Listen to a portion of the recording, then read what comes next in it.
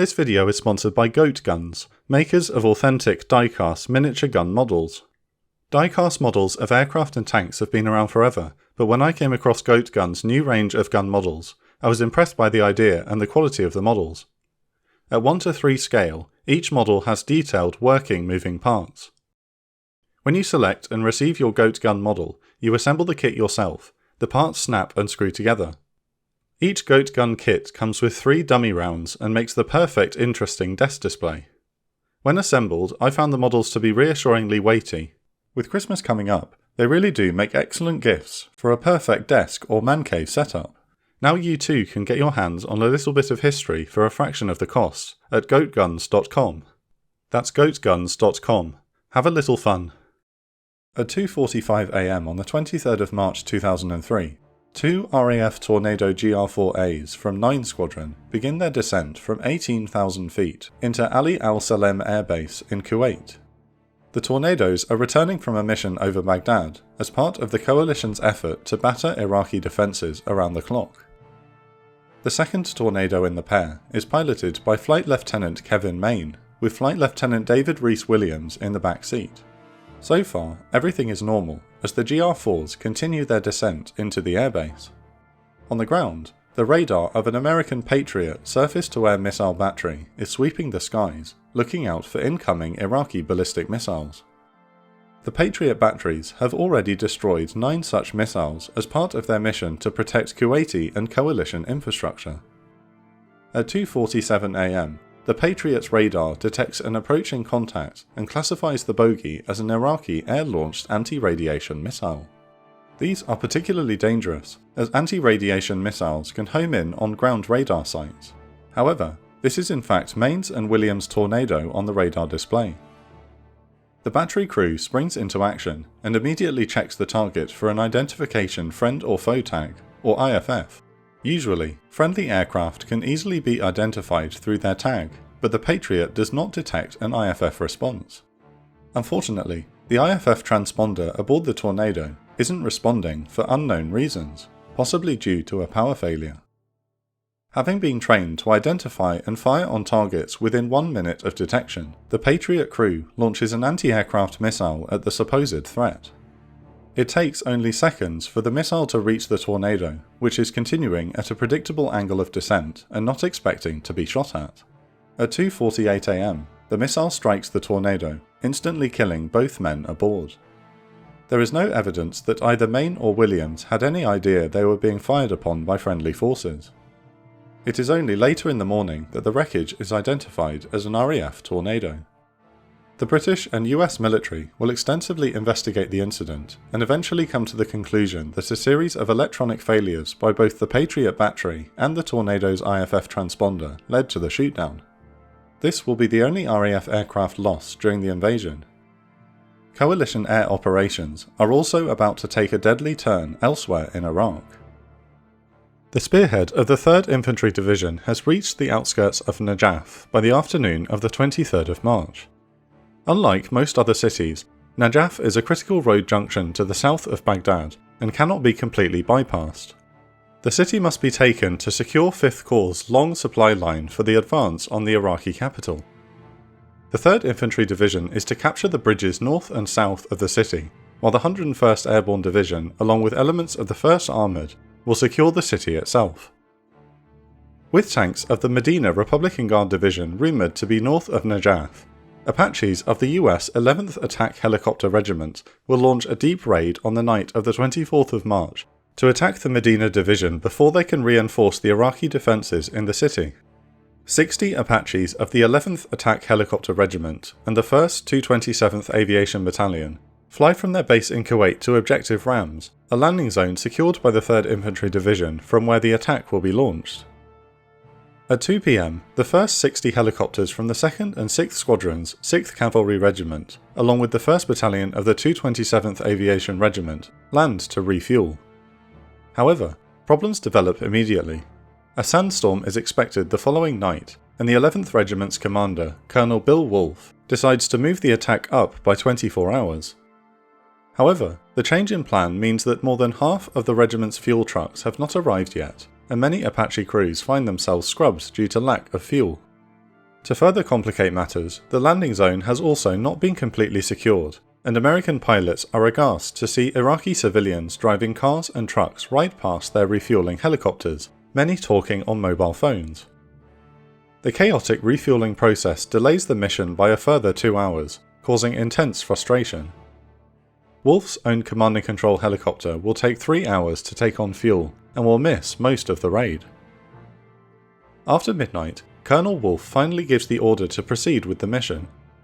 He and his men are tired of waiting, and Wolf decides to leave an entire squadron behind at Objective Rams so the regiment can get underway. However, when the helicopters lift off, one of the Apache pilots becomes disorientated and pitches forward, crashing into the ground. The crew survives and is extracted from the downed helicopter while the rest of the formation heads north. Due to the refueling mishap, only half of the original 60 Apaches can take part in the raid. To make matters worse, the US Air Force and supporting artillery assets have not been informed of the delay, and have conducted suppression of suspected Iraqi air defences at the original mission time before the refueling problems began. Since then, the Iraqis have had time to prepare for the imminent assault. The 11th Regiment is making a straight shot north over what is believed to be mostly empty desert. Instead, the Apaches find themselves flying over urban areas where they immediately start taking fire. The streetlights make the helicopters easy to spot against the night sky. The attack has been launched without proper reconnaissance. The pilots are completely unaware of what awaits them. Lieutenant Colonel Mike Barbie is the commander of 6th Squadron 6th Cavalry Regiment and orders his formation to detour away from the urban sprawl. One Apache is badly damaged by small arms fire and must return to base, but the rest of the squadron presses on. Chief Warrant Officer John Tomlin and First Lieutenant Jason King are the crew of Pale Rider 16, flying over the towns of Haswar and Iskandariya, when the lights below suddenly go out.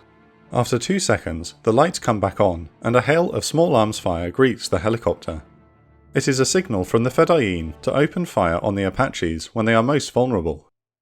King is struck by a round which penetrates the cockpit and sets the communications equipment on fire.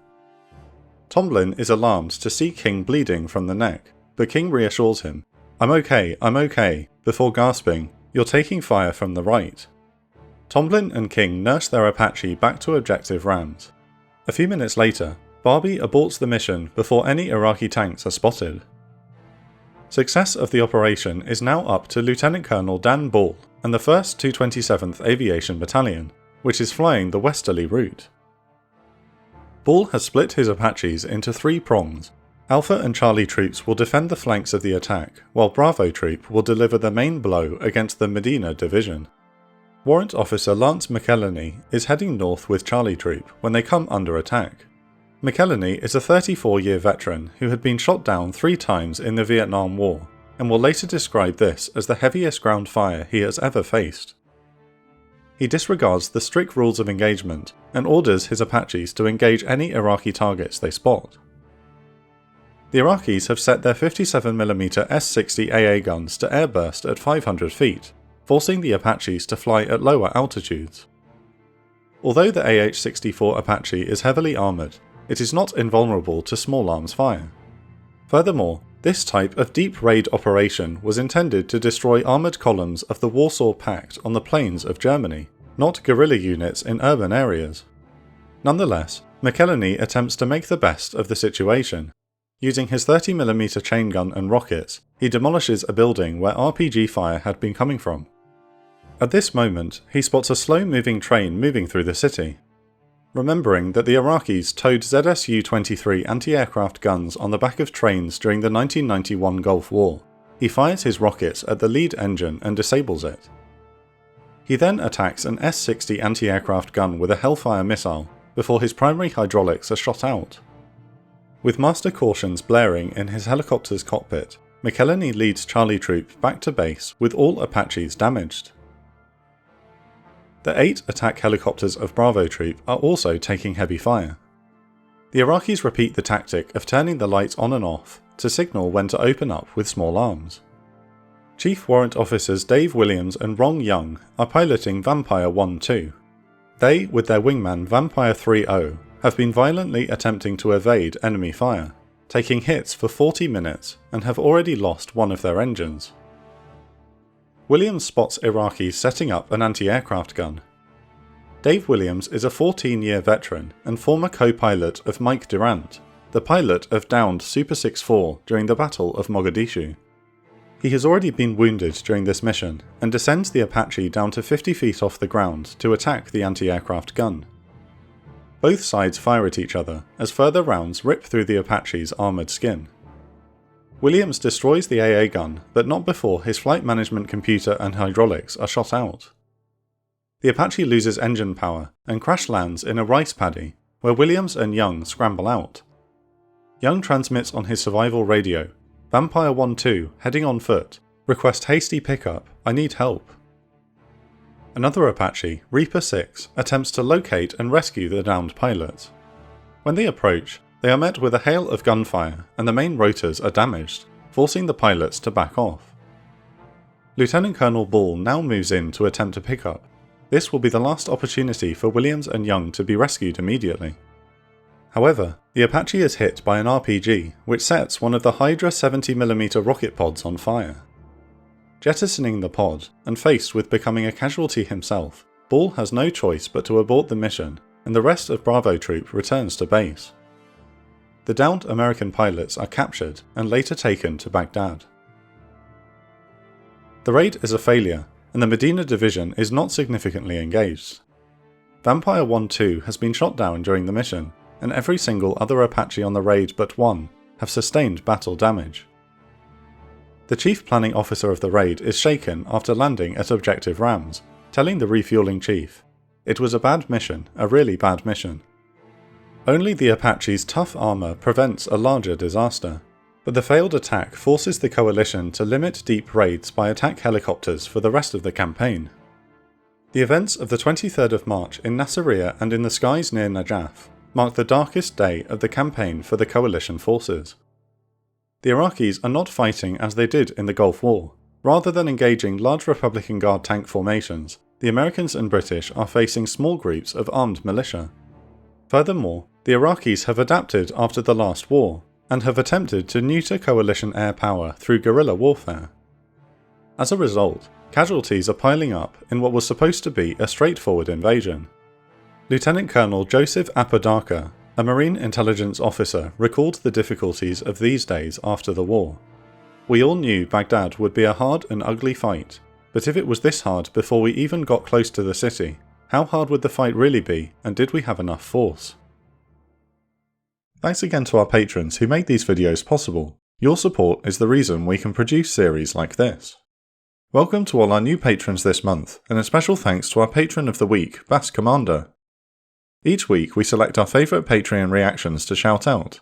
This week, Rockcrusher26 says, "Never knew about this dark moment during the invasion. The amount of miscommunication, faulty intelligence, and bad luck is quite shocking to see. What was at first considered an easy invasion faced more opposition from the defenders than during the last war. If you'd like to join our Patreon and get access to exclusive benefits such as early release to videos ad and sponsor free, we would love to have you as part of our community."